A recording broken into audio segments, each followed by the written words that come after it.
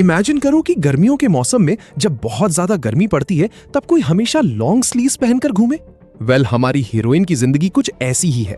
हम अपनी female lead को एक दूसरे लड़के के साथ क्लीन अप एक्टिविटी में देखते हैं, जहां वो लड़का बार बार उसकी तरफ साइड ग्लांसेस फेंक रहा होता है, लेकिन हमारी फीमेल लीड ने अपने शरीर को एक पुराने और वोन आउट जैकेट से ढक रखा है ताकि वो अपने वुंड्स छुपा सके, जिन्हें अब वो लड़का नोटिस कर लेता है। क्यूरियोसिटी उस पर हावी हो जाती है और वो उसका ध्यान उन घावों की तरफ दिलाता है, लेकिन उसकी रिफ्लेक्स टॉप नॉच होती है। वो हर पॉसिबल कोशिश करती है अपने वुंड को छुपाने की और उसके सवाल को इग्नोर करने की। आखिरकार वो कहती है इट्स नथिंग, लेकिन अब बहुत देर हो चुकी होती है क्योंकि हवा में एक सवाल गूंज उठता है, who did that to you? दुख की बात यह थी कि पहली बार किसी ने उसके फादर के अब्यूज को नोटिस किया था और उसके पास्ट की टेरिबल मेमोरीज उसके दिमाग में फ्लड की तरफ वापस आने लगती हैं।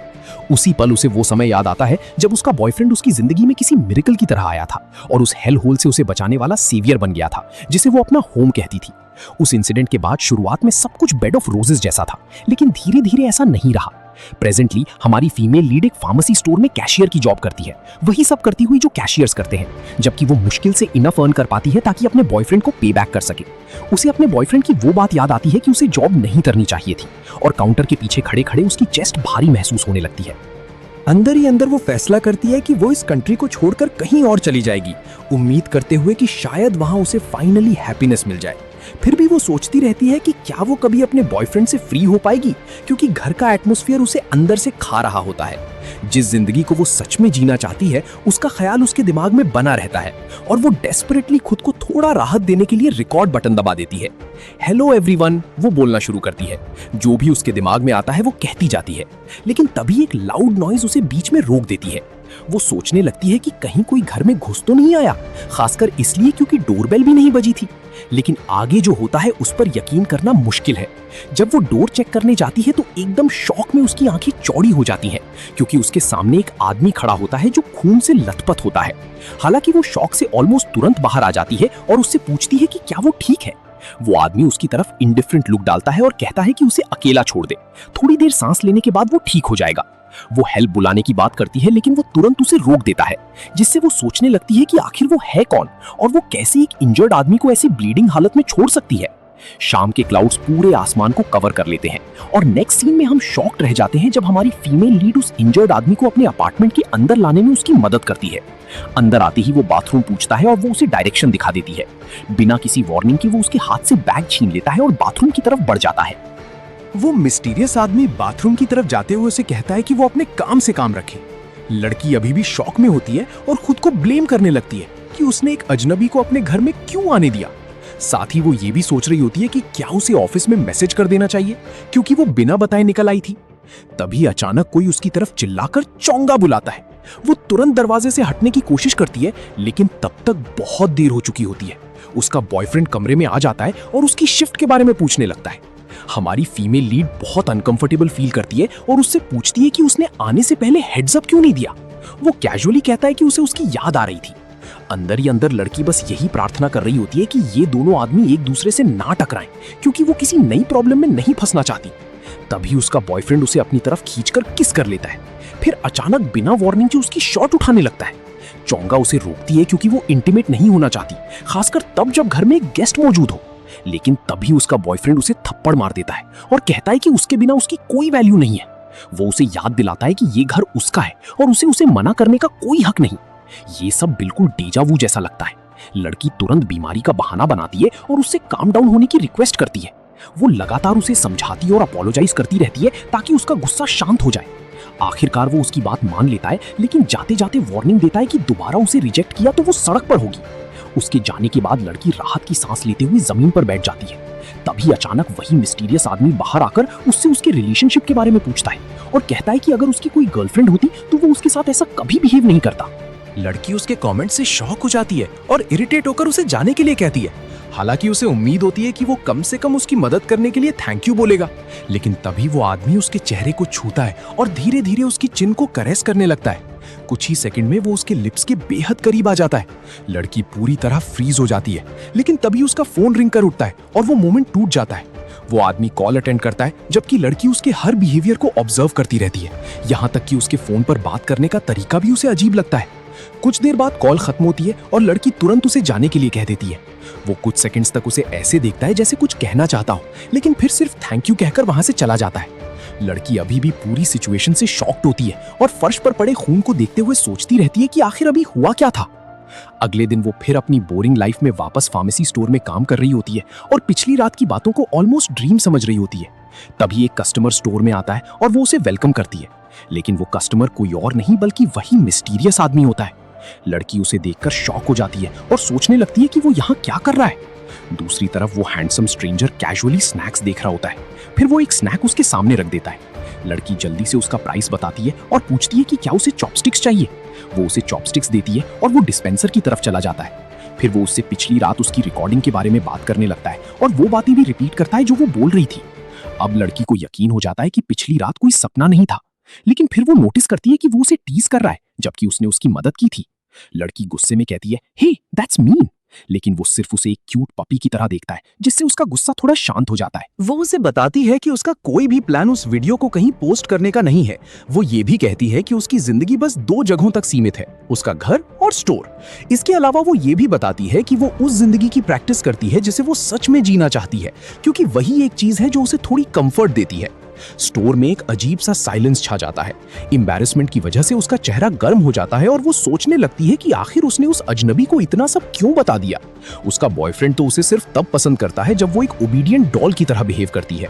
अभी भी शर्म से भरी हुई वो आखिरकार ऊपर देखती है, लेकिन तभी मिस्टर गॉर्जियस स्ट्रेंजर अचानक उसके बालों के एक हिस्से को स्मेल करने लगता है।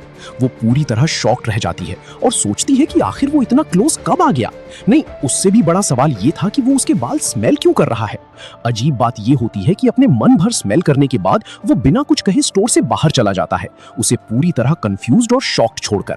जल्दी ही शाम हो जाती है और हम अपनी हीरोइन को थकी हुई हालत में सड़क पर चलते देखते हैं। तभी उसका फोन रिंग करता है। वो कॉल उठाती है, लेकिन उसका बॉयफ्रेंड तुरंत उसे डांटते हुए कहता है कि उसे हमेशा पहली रिंग में उसका फोन उठाना चाहिए। वो जल्दी से अपोलोजाइज करती है, लेकिन फिर वो उसे लगातार इंसल्ट्स देने लगता है और पिछली रात की उसकी सारी बातें उसके दिमाग में टन ऑफ ब्रिक्स की तरह टकराती हैं, इतनी जोर से कि वो उन्हें इग्नोर नहीं कर पाती। फिर भी वो उससे कहती है कि वो उसके लिए हनी वाटर बनाएगी और उसे थोड़ा स्लीप करने को कहती है। तुरंत कॉल कट जाती है। उसी पल उसे एहसास होता है कि वो कितनी बड़ी मेस में फंसी हुई है और वो मन ही मन विश करती है कि कोई आकर उसे बचा ले।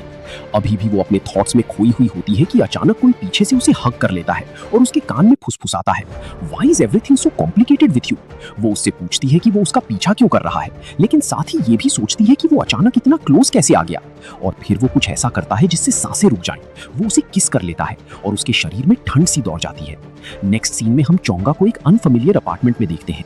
वो सोच रही होती है कि उसे अब क्या करना चाहिए, क्योंकि उसे गिल्ट फील हो रहा होता है कि वो बिना ज्यादा सोचे मिस्टर गॉर्जियस स्ट्रेंजर के साथ यहाँ आ गई।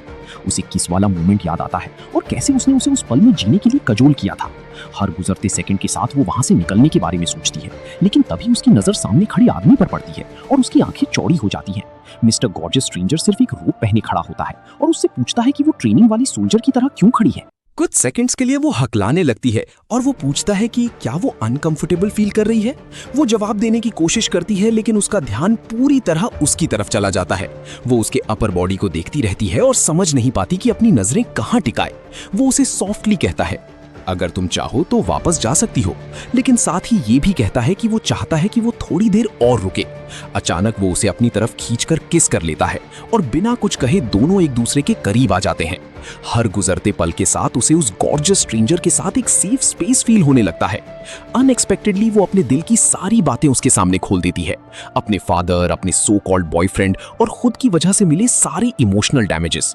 लॉन्ग स्टोरी शॉर्ट, दोनों अपनी जिंदगी के बारे में डीप कॉन्वर्सेशन करने लगते हैं। वो आदमी अपनी गैंगस्टर सिचुएशन के बारे में थोड़ा बताता है और कहता है कि अब वो कम एक्ट और ज्यादा सोचने की कोशिश कर रहा है। फिर वो उसकी तरफ देखकर पूछता है कि वो सच में क्या फील करती है, लेकिन उसकी साइलेंस किसी स्क्रीम से भी ज्यादा लाउड होती है। तब वो उसे कहता है कि अगर वो सच में उसकी तरफ अट्रैक्टेड है तो उसे अपने बॉयफ्रेंड को छोड़ देना चाहिए। उसके वर्ड्स का असर उस पर टन ऑफ ब्रिक्स की तरह। लेकिन आगे जो होता है वो सब कुछ बदल देता है।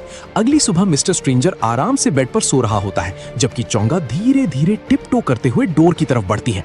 बाहर निकलने से पहले वो एक बार उसे देखती है और फिर कमरे से बाहर चली जाती है। बाहर आते ही वो अपना फोन चेक करती है और देखती है कि उसके बॉयफ्रेंड की काउंटलेस मिस्ड कॉल्स आई हुई हैं। तभी रियलिटी उसे जोर से हिट करती है। अचानक उसके बॉयफ्रेंड के प्यार की डेफिनेशन से उसे घिन आने लगती है और वो सब खत्म करने का फैसला कर लेती है, मिस्टर स्ट्रेंजर की बातों को मोटिवेशन बनाकर। आखिरकार वो घर पहुंचती है और रास्ते भर ब्रेकअप करने की प्रैक्टिस करती रहती है, लेकिन उसे शांति का एक पल भी नहीं मिलता। उसका बॉयफ्रेंड उसे तुरंत पकड़ लेता है और गुस्से में पूछता है कि क्या वो पागल हो गई है। वो जानना चाहता है कि वो पूरी रात कहां थी और उसने उसके कॉल्स क्यों इग्नोर किए। उसी दौरान उसे अल्कोहल की स्मेल आती है, जो उसे उसके स्कूल डेज वाले दर्दनाक हेल की याद दिला देती है। हालांकि वो तुरंत खुद को संभाल लेती है और अचानक उसे उस स्ट्रेंजर का चेहरा याद आ जाता है और बस उसी पल उसके मुंह से शब्द निकल जाते हैं, लेट्स ब्रेकअप। उसका बॉयफ्रेंड शॉक में उससे पूछता है कि उसका मतलब क्या है, लेकिन वो जोर से चिल्लाकर ब्रेकअप की डिमांड करती है। वो कहती है कि वो तुरंत ये घर छोड़ देगी और उसका सारा पैसा वापस कर देगी। लेकिन उसके वर्ड्स पूरे भी नहीं होते कि वो उसे इतनी जोर से थप्पड़ मारता है कि वो सीधे फ्लोर पर गिर जाती है। जैसा एक्सपेक्टेड था, सिचुएशन पूरी तरह आउट ऑफ कंट्रोल हो जाती है और वो उसे बेरहमी से मारने लगता है। तभी अचानक कुछ अनइमेजिनेबल होता है। मिस्टर स्ट्रेंजर वहां आ जाता है और उसके बॉयफ्रेंड को जोर से जमीन पर गिरा देता है। फिर वो तुरंत चोंगा के पास भागता है, जो हेल्पलेस हालत में फ्लोर पर पड़ी होती है। वो उससे पूछता है कि वो ठीक है या नहीं, लेकिन इससे पहले कि वो उसे वार्निंग दे पाती, वो देखती है कि उसका एक्स बॉयफ्रेंड एक वेपन लेकर उनकी तरफ बढ़ रहा है। लेकिन अब बहुत देर हो चुकी होती है। अगले ही पल दीवार पर खून बिखर जाता है। कुछ दिनों बाद चोंगा की आंख खुलती है और वो खुद को हॉस्पिटल के कमरे में पाती है। कुछ देर बाद उसे डिस्चार्ज कर दिया जाता है। खाली सड़क पर चलते हुए वो अपने अरेस्टेड बॉयफ्रेंड के बारे में सोचती है। उसे थोड़ी खुशी होती है कि वो फाइनली पकड़ा गया। हालांकि उस पर सिर्फ असॉल्ट का चार्ज लगा था और उसके खिलाफ उसने रिस्ट्रेनिंग ऑर्डर भी फाइल कर दिया था। आखिरकार वो पहली बार फ्रीडम की सांस ले पाती है, लेकिन फिर भी उसे कुछ अधूरा सा फील होता है। वो सोचती रहती है कि उस स्ट्रेंज वन नाइट स्टैंड का क्या हुआ।